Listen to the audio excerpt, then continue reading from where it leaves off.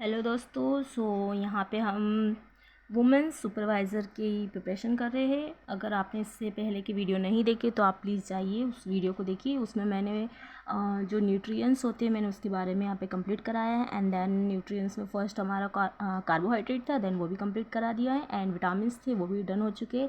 आज हम प्रोटीन्स के बारे में पढ़ने वाले हैं। आज से हमारा प्रोटीन स्टार्ट हो रहा है।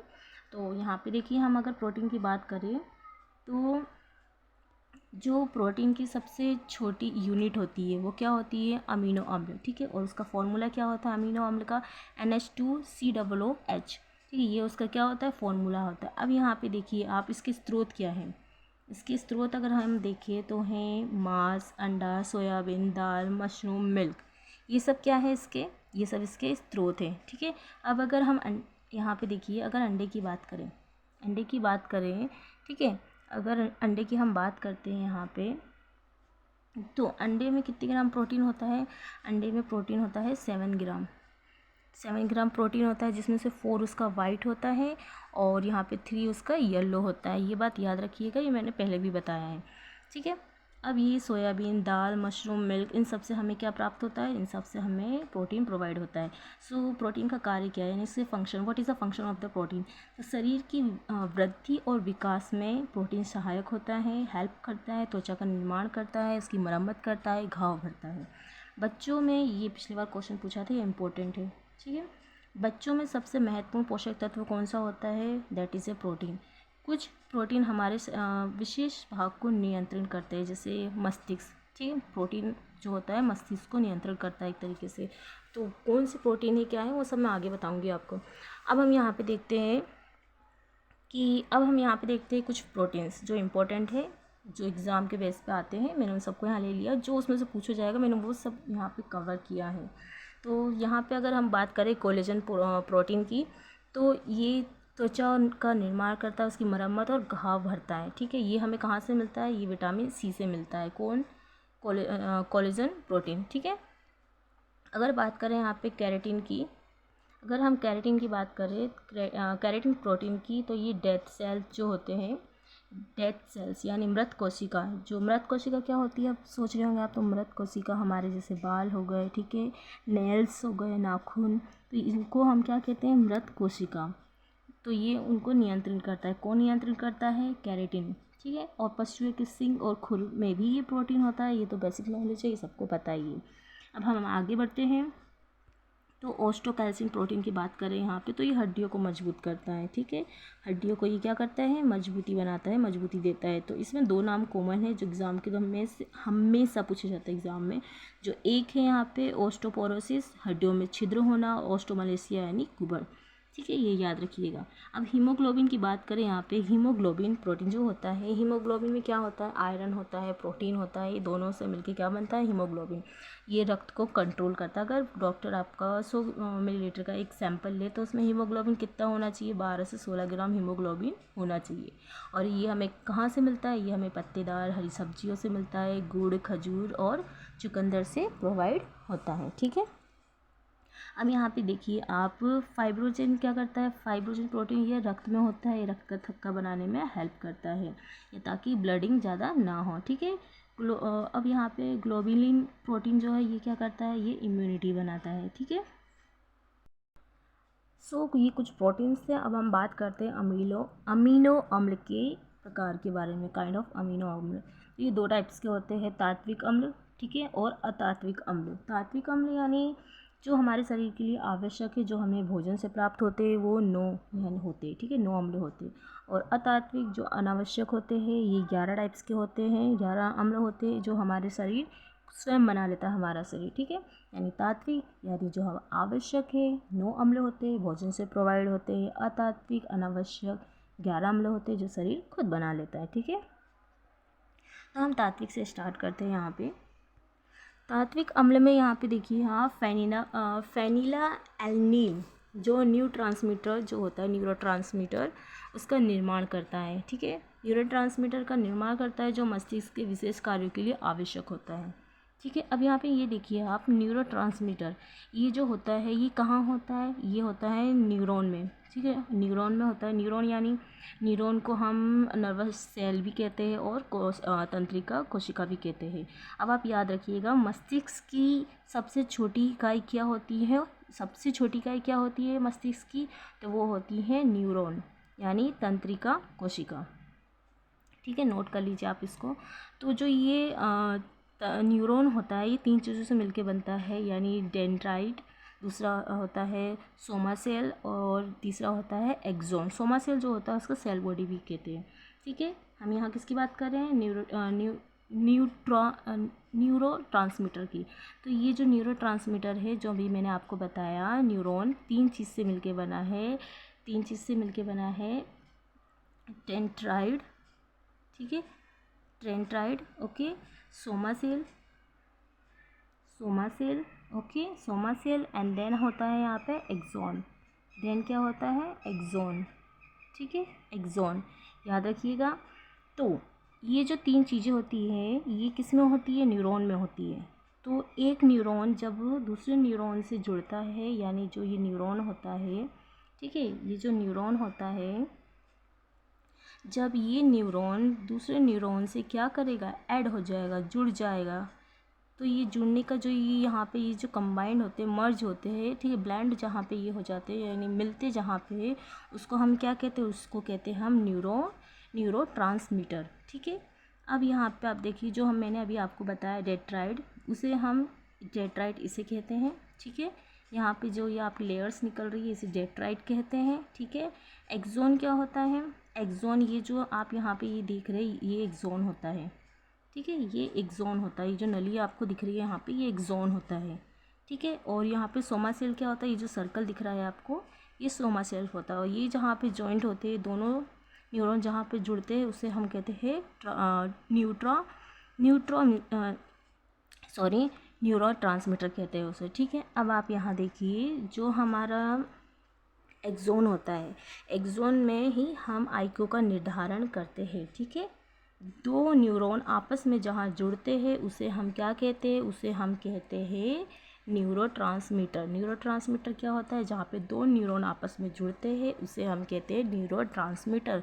और न्यूरोट्रांसमीटर में एक्सोन जहाँ होता है, एक्सोन का पार्ट जो होता है उसी से हमें डिसाइड करते हैं कि आईक्यू इंसान में कितना है या बच्चे में कितना है। ठीक है, तो ये मस्तिष्क के विशेष कार्यों के लिए आवश्यक होता है। ठीक है, अब यहाँ देखिए आप, जैसे डोपामाइन, सेंसिटिविटी, एपिनेफ्रिन और नोरेपिनेफ्राइन, इसके अलावा यह कुछ प्रोटीन और एंजाइम का संरचना और कार्य में अहम भूमिका निभाता है।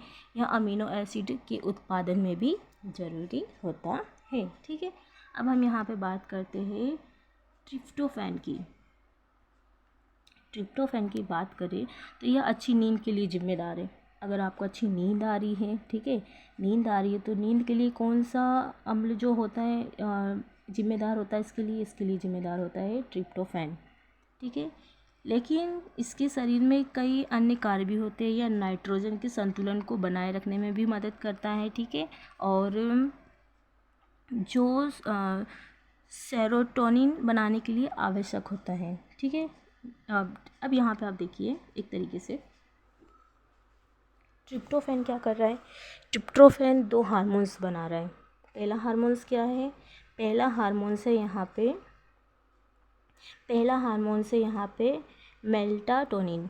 ठीक है, मेल्टाटोनिन, और दूसरा है यहाँ पे सेरोटोनिन। ठीक है, मेल्टाटोनिन और सेरोटोनिन, ये क्या कर रहा है, यहाँ पे 2 हार्मोन्स बना रहा है, मेल्टा और सेरोटोनिन। अब मेल्टा जो टोनिन होता है वो 98% जो होता है, मेल्टाटोनिन क्या होता है, 98% हमारे शरीर में बनता है हार्मोन्स, और जो क्या करता है, अच्छी नींद के लिए जिम्मेदार होता है। और सेरोटोनिन क्या करता है, सेरोटोनिन जो होता है हमारी भूख और इमोशन कंट्रोल, इन सबको क्या करता है, कंट्रोल करता है। एक इजी लैंग्वेज में मैंने आपको समझाना चाहा। ठीक है, अब यहाँ पे देखिए कि अब यहाँ आप देखिए, मैं आपको और अच्छे से समझाती हूँ क्योंकि एग्ज़ाम में ही बहुत आता है। तो जो ट्रिप्टोफैन है ये 2 हार्मोन्स बनाता है, दो हार्मोन्स बनाता है, मेल्टाटोनिन और सेरोटोनिन। ठीक है, अब यहाँ पे मेल्टाटोनिन हमारे शरीर में कितना होता है, ये हमारे शरीर में होता है 98%। कितना होता है, 98% होता है। तो अब 98% जो होता है ये हमारे शरीर की में नींद के लिए ज़िम्मेदार होता है। अच्छी नींद अगर आ रही है आपको, यानी अनिद्रा है, तो आपके लिए ज़िम्मेदार कौन होगा, मेल्टाटोनिन होगा।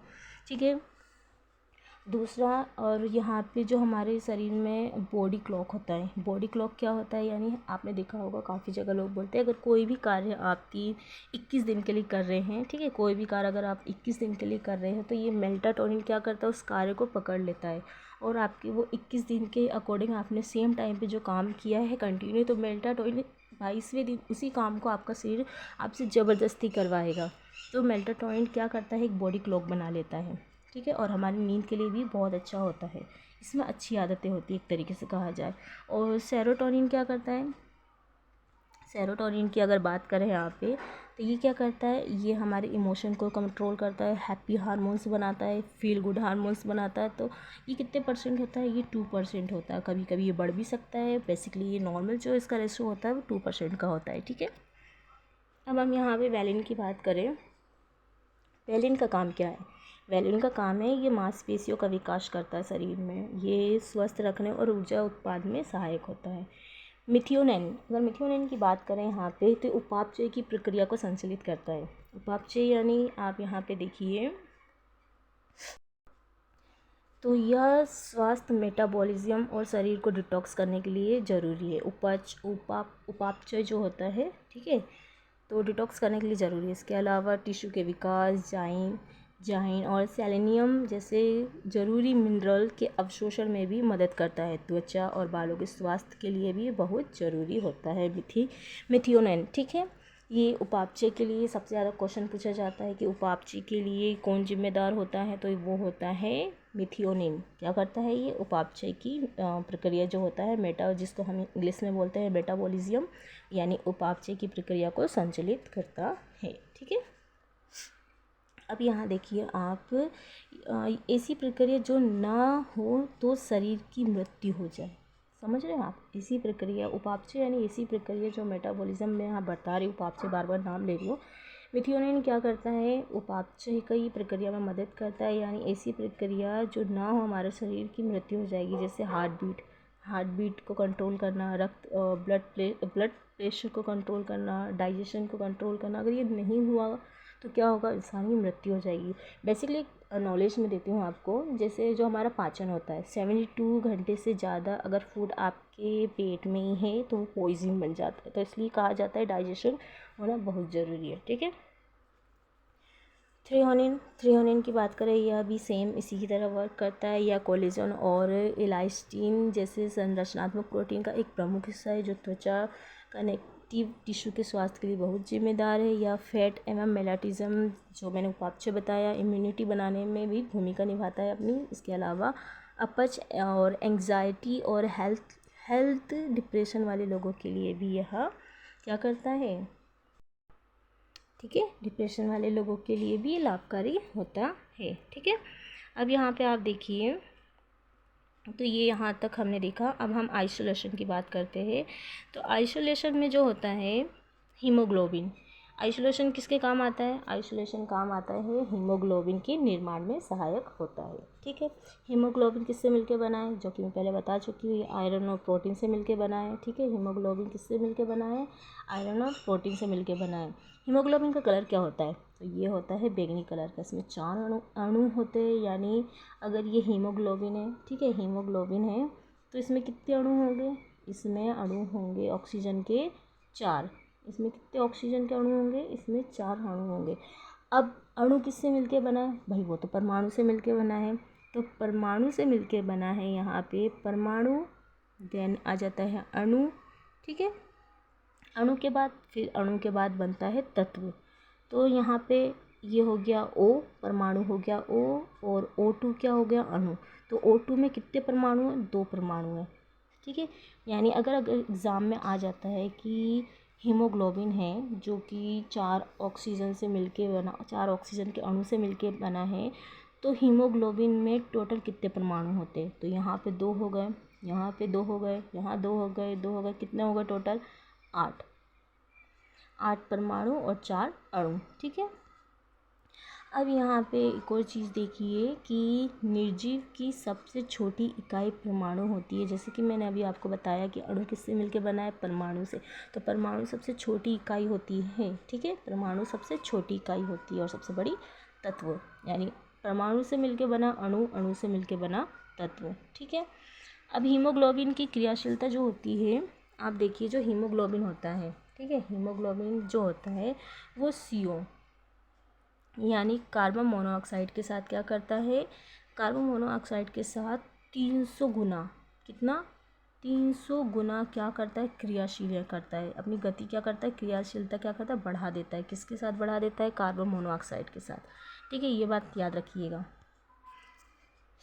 ये इसमें बेसिकली इतना ही क्वेश्चन आता है हीमोग्लोबिन का, ठीक है। हीमोग्लोबिन में आप यहाँ देखिए एक और चीज़ होती है जो मैंने अभी बताया आपको। अगर एक डॉक्टर आपका हीमोग्लोबिन का टेस्ट करता है तो उसमें कितना होना चाहिए? एक जो सैंपल होता है 100 मिलीलीटर का, तो उसमें 12 से 16 ग्राम होना चाहिए। 12 से 16 ग्राम क्या होना चाहिए? हीमोग्लोबिन होना चाहिए। और वुमेंस में कितना होना चाहिए? वुमेंस में एक कम कर दीजिए, 12 से 15 ग्राम होना चाहिए पर 100 ml के अकॉर्डिंग, ठीक है।